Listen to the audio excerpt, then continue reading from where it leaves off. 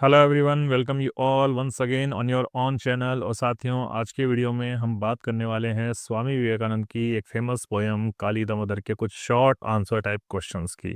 ये क्वेश्चन हमारे examination point of view से बड़े इंपॉर्टेंट रहने वाले हैं और इनको इस हिसाब से डिज़ाइन किया गया है कि इनमें से अगर बड़ा क्वेश्चन भी आपके आता है, ऐसे टाइप क्वेश्चन भी आता है, तो these questions will help you in attempting the ऐसे type questions as well.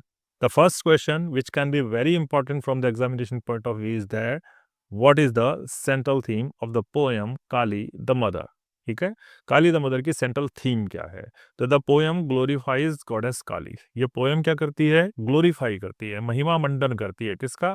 Goddess काली का। ठीक है, जो देवी काली है, जो देवी माँ है, काली माँ है, उनका महिमा मंडन करती है। और काली माँ को किस तरीके से बताती है ये पोयम? काली माँ को ये पोयम बताती है एज द फियर्स, कि वो बड़ी क्रोध में है, बड़ी क्रोधित, बड़ी या क्रोध वाली या आक्रोश वाली देवी है, लेकिन फिर भी वो क्या है? कंपैशनेट मदर है, एक द्रवित माँ है। जिस प्रकार से एक माँ का अपने बच्चों से भावनात्मक लगाव होता है, ठीक इसी प्रकार से माँ दिखने में बड़ी कठोर हो, बड़ी क्रोधित हो, लेकिन वो माँ हमारे लिए, अपने बच्चों के लिए क्या है? कंपैशनेट है। हु डेस्ट्रॉयज इविल, जो किसका नाश करती है? इविल का नाश करती है। And provides the gift of liberation, और हमें क्या करती है? मुक्त करती है, मुक्त होने का उपहार करती है, उपहार प्रदान करती है, यानी तमस अंधकार से हमें मुक्ति दिलाती है, उसका गिफ्ट को हमें प्रोवाइड कराती है, और इविल यानी बुराइयों को इस संसार से नाश कर दिया। सेकंड क्वेश्चन है, what message does the poet convey about life and death? Life और डेथ के लिए वो क्या कहता है? ठीक है, अब देखो, जो हमारी गॉडेस काली है वो किस चीज का सिंबल है? वो संहार का भी सिंबल है, यानी डेथ का भी सिंबल है। और वही माँ काली किसका सिंबल है? रीबर्थ का भी सिंबल है ना। ये जो पोयम अपन ने पढ़ी थी उसके अंदर मैंने इसको अच्छे से डिस्क्राइब भी किया है, तो ये क्वेश्चन पढ़ने से पहले एक और पोयम जरूर पढ़ना। ठीक है, तो अब इसमें इस तरीके से क्या हो गया? लाइफ और डेथ को कवि ने किस तरीके से प्रेजेंट किया है? इल्यूजन, कि वो आपके केवल भ्रम मात्र हैं। और इस बात पर जोर दिया गया है that the true liberation comes from surrendering to the divine mother, कि आपकी सच्ची मुक्ति आपको कब मिलेगी? जब आप पूरी तरीके से उस देवी माँ को समर्पित हो जाएंगे, उसके सामने सरेंडर कर लेंगे, then only you will get that true liberation. सही मुक्ति उस दिन मिलेगी आपको, है ना। The third question, what has the poet described as vibrant and the sonnet in the poem? Vibrant और सोनेट किसको कहा? तो देखो, डार्कनेस है, डार्कनेस को क्या कहा गया है? वाइब्रेंट कहा गया है। डार्कनेस को वाइब्रेंट, वाइब्रेंट यानी more energetic. And sonnet, sonnet, sonnet का मतलब बड़ी नॉइजी। ठीक है, तो ये एडजेक्टिव्स हैं जो किसके लिए यूज किए गए हैं? वाइब्रेंट और सोनेट डार्कनेस के लिए यूज किए गए हैं। और क्यों यूज किए गए हैं? ताकि वो डार्कनेस को अलाइव और एक रेजोनेंट बता सके। ठीक है, इसलिए उसको इस्तेमाल किया गया है। Next question, what does the line the clouds are covering clouds? तो क्लाउड्स आर कवरिंग क्लाउड्स, तो मैंने जब पोएम पढ़ाई थी उस पोएम वीडियो में मैंने इसको अच्छी तरह डिस्क्राइब किया गया है कि पहले से बादल आकाश के अंदर है, लेकिन उन बादलों को भी किसने ढक लिया है? बादलों ने ढक लिया। तो बादलों को भी बादलों ने ढक लिया है, तो there the poet is using a figure of speech called hyperbole. ठीक है, अतिशयोक्ति, किसी बात को बढ़ा चढ़ा करके कहना। ये पहले से अंधेरा है और अंधेरे में बादल छाए हुए हैं, इसका मतलब तारे तो पहले ही नजर नहीं आ रहे हैं, पूर्णतः अंधेरा है। लेकिन ये कह रहे हैं कि बादलों को भी बादलों ने ढक दिया है, just to show the extremity of the darkness. उस अंधेरे की एक्सट्रीमिटी को दिखाने के लिए ये बात की गई है। तो एक हाइपरबोली का बहुत अच्छा एग्जाम्पल है। तो ये किस चीज को सिंबलाइज करता है? इंटेंसिटी ऑफ डार्कनेस, कि बहुत ज्यादा अंधेरा है, एंड डिस्ट्रक्शन और विनाश को सिंबलाइज करता है।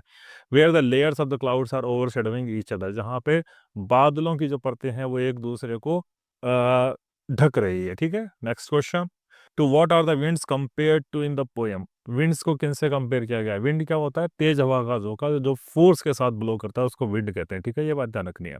तो the winds are compare to the souls of a million lunatic just released from their prison.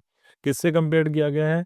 लूनेटिक्स, पागलों से, लाखों की संख्या में पागल, जानो पागल मानो एक साथ मुक्त हो गए हों प्रिजन यानी कैद से। इस तरीके से उन विंड को कंपेयर किया गया है।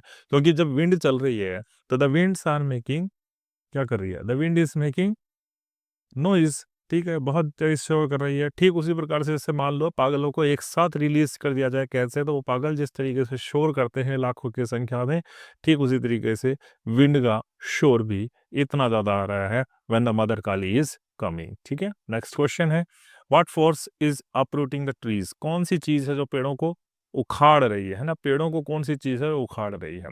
तो एक तो स्टॉर्म है, तेज हवा से गति से चलता हुआ स्टॉर्म जो शोर करता हुआ, रेजिंग यानी शोर करता हुआ स्टॉर्म है। और वायलेंट विंड्स और फियर्स फोर्स के साथ बहती हुई हवा है जो पेड़ को क्या कर रही है, जड़ों से उखाड़ रही है। नेक्स्ट क्वेश्चन है, how does the sea react in the poem? Sea किस तरीके से रिएक्ट कर रहा है? तो सी की जो वेव्स है इस पोएम के जो अपन ने पढ़ा था वो द टावरिंग वेव्स, टावरिंग यानी बहुत ऊंची ऊंची लहरें हैं जो समुद्र के अंदर से उठ रही है। ऐसा लग रहा है उनको देख करके मानो दीज वेव्स, ये लहरें अटेम्प्ट यानी प्रयास कर रही है to touch the dark and the stormy sky, ये ऊपर उस आकाश को छूने का शायद कहीं ना कहीं प्रयास करती हुई दिखाई दे रही है।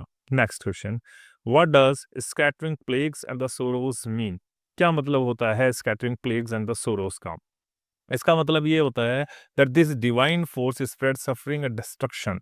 ठीक है, that this divine force spread suffering and destruction symbolize Kali is red, कि जब बुराइयां बढ़ गई है इस धरती के ऊपर पाप बढ़ गए हैं, धरती के ऊपर तमस बढ़ गया है, अंधकार बढ़ गया है, तो उस समय माँ काली आती है और वो उस अंधकार पे, उस तमस पे प्रहार करती है, उनको सफरिंग यानी पीड़ा पहुंचाती है और डिस्ट्रक्शन, उनका विनाश कर देती है। ठीक है, तो वो दैवीय शक्ति जब महाकाली आती है तो वो तमस यानी अंधकार को पीड़ा पहुंचाती है, डिस्ट्रक्शन उसका विनाश कर देती है। तो ये किस चीज को सिंबलाइज करता है? काली के रैद को, रैद यानी एंगर को, गुस्से को सिंबलाइज करता है। ठीक है, नेक्स्ट क्वेश्चन है, what does dancing mad with the Joy indicate in the poem? ठीक है, तो क्या है dancing mad with the Joy? नाचने के साथ में सॉरी डांस के साथ में नृत्य करती हुई महाकाली जब आती है वो किस चीज को दर्शा रही है? तो काली की एक्सकेटिक डांस ऑफ द डिस्ट्रक्शन। काली जब आती है तो तमस का, बुराइयों का विनाश करती है, तो वो ऐसा लगता है कि जैसे double beat of the drum पे नाचती हुई आ रही है, तांडव जैसे शिवजी करते हैं ना, ठीक इसी प्रकार से महाकाली भी जो है एक नृत्य करती हुई आती है, तांडव करती हुई आती है और इस धरती पर से बुराइयों को मिटाती है। तो वो डांस किसको दिखा रहा है? महाकाली की एक्सटेटिक, अत्यंत आनंदपूर्ण स्थिति को दिखा रहा है जब वो किसका नाश करने के लिए आ रही है? इस तमस का नाश करने के लिए आ रही है, विच इज बहुत टेरिफाइंग, जो डरावना तो है लेकिन डिवाइन, दैवीय भी है। ठीक है, next, what does for terror is thy name? इसका मतलब क्या हुआ कि भाई तुम्हारा नाम टेरर है? इसका मतलब ये है कि गॉडेस काली के अंदर किसका रूप देखा गया है? Terror itself. ठीक है, और दिखाई देता है, और ये किस चीज को सिग्निफाई करता है कि गॉडेस काली के अंदर क्या है? डिस्ट्रक्टिव पावर है, विनाश कर देने की शक्ति है। नेक्स्ट क्वेश्चन है, according to the poet who receives the vision of Kali, बहुत इंपॉर्टेंट है, किसको मिलेगी काली? काली माँ के दर्शन कौन होंगे? कौन ट्रू डेवोटी बन सकता है काली का? तो वो व्यक्ति हु एम्ब्रेस सफरिंग, जो गले लगा दे, किसको गले लगा दे? सफरिंग यानी पीड़ाओं को, पेन को गले लगा सकते हैं, डिस्ट्रक्शन और विनाश को गले लगा सकते हैं विथ करेज एंड डेवोशन, साहस और अपनी भक्ति के साथ में, जो सफरिंग यानी पेन को, दर्द को, डिस्ट्रक्शन, विनाश को गले लगाने के लिए तैयार है, वही ट्रू डेवोटी है और उसी को माँ काली के दर्शन होते हैं। Next, what is the central message of the poem? बहुत इंपॉर्टेंट है ये भी। सेंट्रल मैसेज में यही बताया गया है, Kali is both a destroyer and the liberator. Kali ही है जो विनाश करने वाली है, काली ही है जो आपको मुक्त करने वाली है। The true devotees must embrace her without fear. और जो माँ काली के सच्चे भक्त हैं उनको बिना किसी डर के माँ काली को क्या करना चाहिए? माँ काली की भक्ति में अपने आप को लीन कर देना चाहिए। ठीक है, next, what is the background of the poem? ये आपको सबको पता होना चाहिए, मैंने जब पोएम पढ़ाई थी उसमें भी मैंने इस पोएम के बारे में आपको बताया था। और ये क्या है? Swami Vivekananda wrote the poem Kali the mother on the September 24 1898, सितंबर 24 1898 को लिखा था। ठीक है, उस समय क्या था? सिर्फ एक गर्भगृह था महाकाली का उस समय, ये जो खीर भवानी टेम्पल जहाँ, जहाँ पे ये अपने विवेकानंद जी गए थे, इस खीर भवानी टेम्पल के अंदर कोई क्या नहीं था, मंदिर नहीं बना हुआ था। ठीक है, एक माता की मूर्ति थी, एक गर्भगृह था, बस वहां पे इतनी सी बात थी। मंदिर कब बना? 1912 में, बाद में बना था, है ना, 1912 के अंदर राजा ने बनवाया था। तो ये वही बात कर रहे हैं, बैकग्राउंड क्या है? स्वामी विवेकानंद जब अपनी कश्मीर की विजिट पर गए थे, कश्मीर में जब वो श्रीनगर पर पहुंचे, तो सितंबर 24 1898 को जब उन्होंने फेमस टेम्पल ऑफ खीर भवानी को विजिट करा, उसके बाद वो कहाँ पर, एक हाउस बोट, डल लेक में एक हाउस बोट पर उन्होंने स्टे करा श्रीनगर में ही, और उसी बोट के ऊपर उन्होंने अपनी इस पोएम को कंपोज करा, when he was under the effect of the divine power of Kali.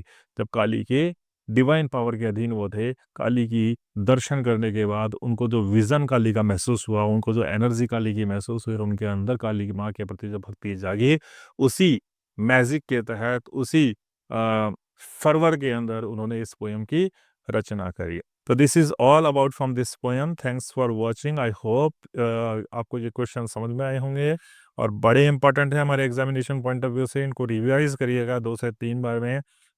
Thanks for watching. Like करें, कमेंट करें, शेयर करें and meet you soon in the next video. Thanks a lot.